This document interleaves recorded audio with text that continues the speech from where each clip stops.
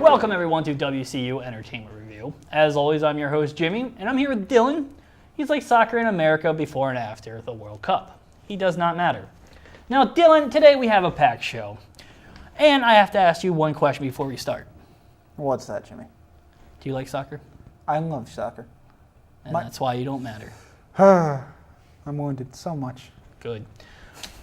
We'll be back in a second to talk about the upcoming movies for the Thanksgiving season. Dylan, the Thanksgiving season is upon us, and you know what comes with that. Shopping for useless stuff that we do not need. But I need my special coffee maker and margarita mix. Well, you can go sit outside of Best Buys for 3 hours before Thanksgiving and waste your family time. Family time? You mean line time? I don't think that's what I meant, but we'll just get back to what we're talking about today, which is the movies coming out for the Thanksgiving holiday. Now, there's a couple good movies coming out this year, and when we say coming out the Thanksgiving holiday, we're talking about the Friday after, on Thursday, and actually the week before. We're just kind of balling them all together because... Late November stuff. Yeah, it's easier that way. So the movies coming out, Dylan, are Horrible Bosses 2, The Next Hunger Games, Penguins of Madagascar, which is a sequel to the DreamWorks Madagascar series, and Dumb and Dumber 2. Now, my question for you is, which one of these are you actually excited to see? I'm honestly excited about Horrible Bosses 2. I saw Horrible Bosses 1 just out of high school, and me and my friends had a blast with that. We laughed at almost every joke. The theater was ridiculous. It was just a very fun experience. Dumb and Dumber 2, I do not honestly wish to see or have anybody else see. I've seen, here's the thing. When you're doing a sequel to Dumb and Dumber, especially like 20 years later, it's probably going to be either really loved or really hated because you have the fans who are going to love it no matter what. And the people who are going to hate it are just going to hate it because, you know. It's Dumb and Dumber. It's Dumb and Dumber, but everyone has that nostalgic point of view to where, oh, you can't beat the first one. So, I mean, I'm with you with Horrible Bosses.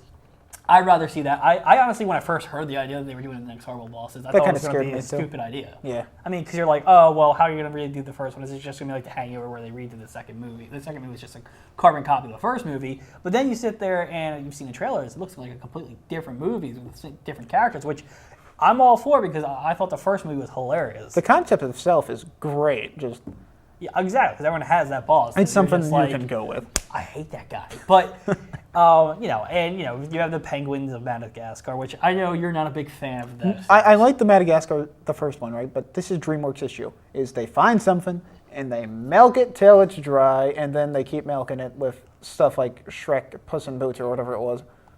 And well, that's the thing. I was looking at past Thanksgiving releases, and there's been a couple big ones. But the ones that came up were like Frozen, Toy Story 1 and 2, Tangled, Enchanted, and Mrs. Doubtfire. And, you look at all those, they're all kids' movies. So, maybe they're family-friendly stuff. Yeah, but they're probably picking the right time to do it because you're doing them right before, Thanksgiving. And if you think about it, the one time I've actually been to the movies on Thanksgiving, and have you ever been to the movies on Thanksgiving? I go to the movies all the time, so yeah. The one time I actually went to the movies for Thanksgiving was like 1998. It was like The Waterboy with Adam Sandler. Fun movie, but that was a pretty long time ago. But you look at these movies, and I think it's kind of good for the movies they're trying to do kids' movies. So in terms of the Hunger Games, that's going to be successful. That's going to be, it's going to be huge. There's going to be a lot of, high school kids free with time on their hands. They're going to see that movie. It's going to make a lot of money. And it's also Philip Seymour Hoffman's one of his last roles. Well, I know it's the last ones he filmed. I think they were filming that one when he died. But oh, snap. Yeah, that's going to make some big stuff.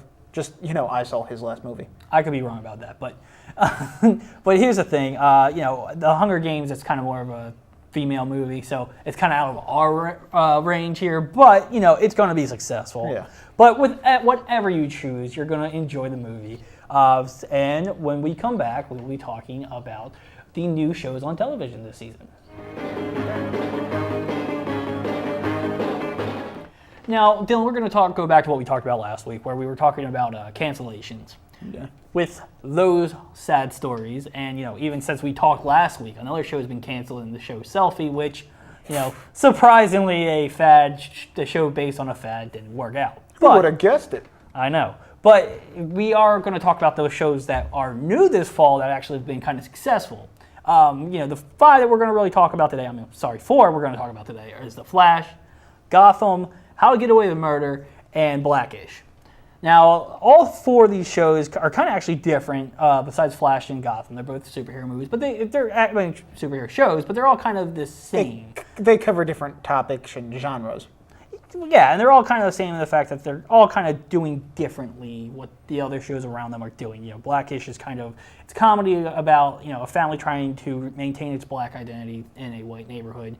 And, some people have told us that it's kind of like the Cosby Show, but it's funnier. Yeah. So, hopefully that one's going to work out. I'm looking forward to that. I mean, it does. I mean, I've seen some of the commercials. I've not watched it yet, but I've heard it's pretty funny. How to Get Away with Murder. It's a drama.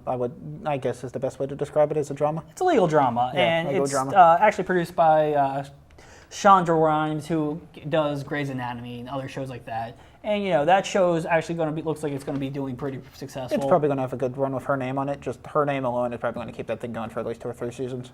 And the promos for it are actually very interesting. It's a series that's different, and I think it's really what makes all 4 of these shows stand out. They're different than what the other shows that have been produced. I mean, I think the shows that have all been canceled that we talked about last week in terms of comedy, if you really look at them, they're all the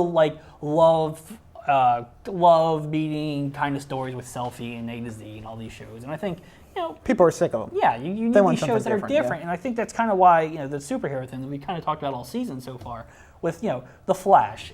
It's taken off where Arrow left off, and I've said before, I think Arrow is a great show. It's an amazing show actually, but Flash, it's kind of done by the same people, and everybody knows the Flash. Everyone knows the Flash, and what it's doing different than Gotham. Gotham's retelling Bruce how Gotham became Batman. Yeah, the Flash is telling us how the Flash really is. You're going to see the Flash as the Flash. Yeah. Gotham, you see Batman as Bruce Wayne as a little kid. And I think that's where the difference is. And I've seen all the episodes of Flash so far. I've been actually pretty impressed. They've done a good job of explaining why he has the powers. They're building up a couple cool little storylines. The cast works pretty well together. That's really one of the things that no matter how much these networks put money into these shows, you can't recreate cast. If the cast doesn't gel together, it's not going to work. And I mean, you kind of get that with Gotham. You need a good dynamic between all your cast. They all have to have fun doing it, and they all have to like each other. If the cast does not like each other, you can tell. There's always going to be venom and backstabbing and all that kind of stuff. That'll ruin a show. I mean, and Grey's Anatomy, you always hear about how they've always had those backstage problems with one another. But Gotham, and that's the show that I think is kind of the most surprising, where you've seen a show that was starting off as kind of the comic book fans were worried about it. And I think now I'm starting to see the trend go the other way, where the comic fans are kind of getting into it, because I'm actually kind of surprised. They've done a good job of melding characters that everyone knows, adding a couple fresh characters, but they're doing new takes on older characters. They're I guess, the worry that they're going to, dishonor the concept of Batman and Gotham and all the villains is starting to go away, that they're actually doing a good job at it. So they're going to let them get more leeway and actually do some creative stuff with it now, probably, less fan hate mail and stuff like that. I think as they're going into the mid-season finale, they're going to be fine. Yeah. I really think they're going to be strong. There's going to be a little bit more of it. But all 4 of these shows are pretty successful, and hopefully they do continue their success, because we don't want to see anybody get canceled, lose their jobs and stuff. It just like that. happens. Yeah. And we're going to be right back with video games.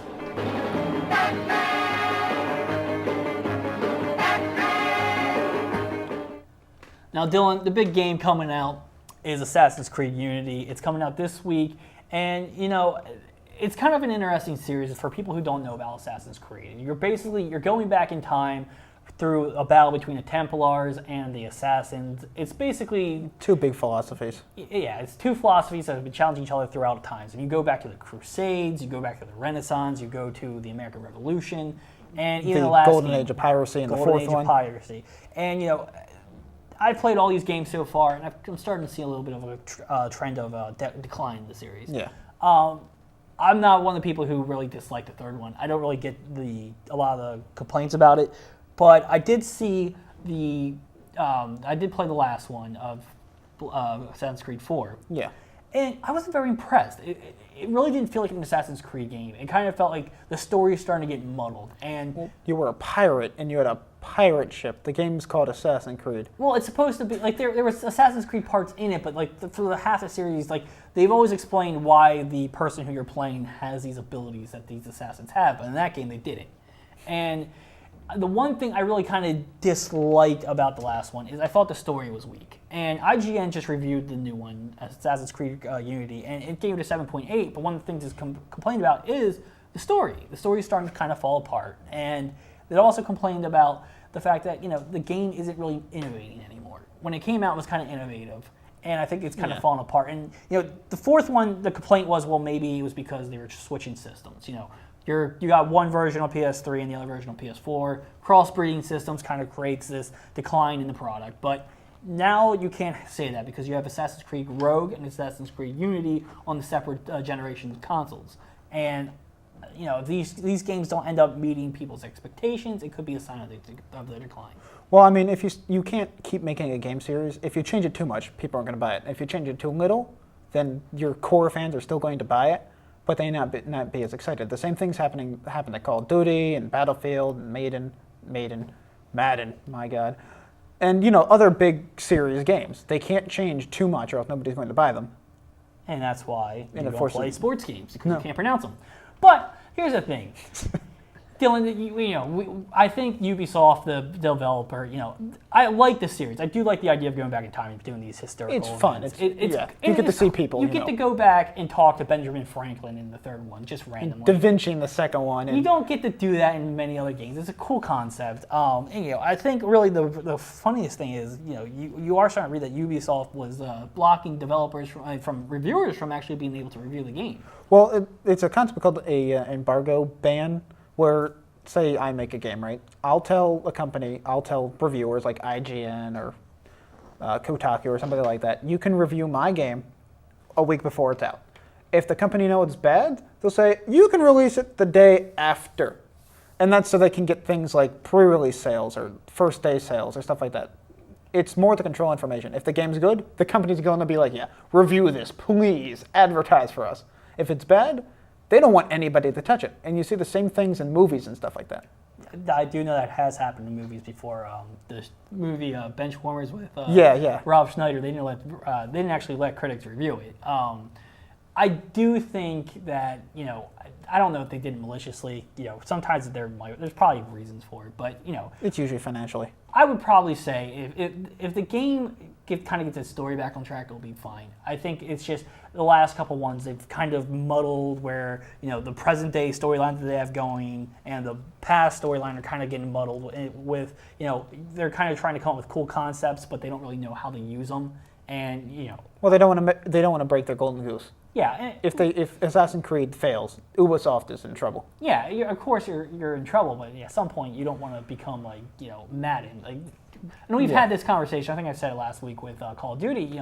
There is that term where games just get maddened, where they just become these games that paint over the previous game, and they're just not worth it anymore. Yeah, you're paying $60 for these games. I don't want to play the same game again, especially these action games. Give me something new, give me something different. I know it's hard to create them because that's a lot of creative juices you got to put behind this stuff. But I would say Assassin's Creed Unity, I haven't got a chance to play it yet. I do actually want to play it, so I don't want to say that it is bad because we don't know yet. I've seen some early gameplay of it. It looks like an Assassin's Creed game.